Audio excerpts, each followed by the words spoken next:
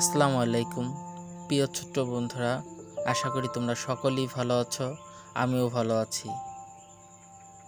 আজকে তোমাদের সাথে একটি শরৎকালের দৃশ্য এঁকে দেখাচ্ছি।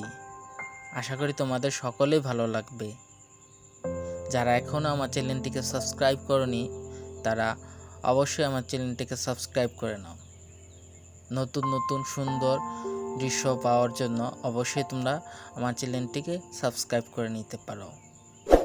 আমরা এই দৃশ্যটি পরবর্তী ভিডিওতে জল রঙে এঁকে দেখাবো। তো বন্ধুরা, দেখতে থাকো আমাদের শরৎকালের আঁকা এই ছবিটি।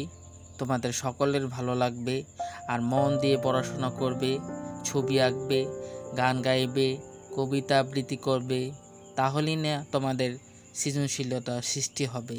শুধু পড়াশোনার মাঝেই কেউ ভালো মেধাবী হতে পারে না। বিভিন্ন দিক থেকে তোমাদের ছবি আঁকা, গান, কবিতা আবৃত্তি, নাচ সব কিছুই তোমাদের শিখে রাখতে হবে।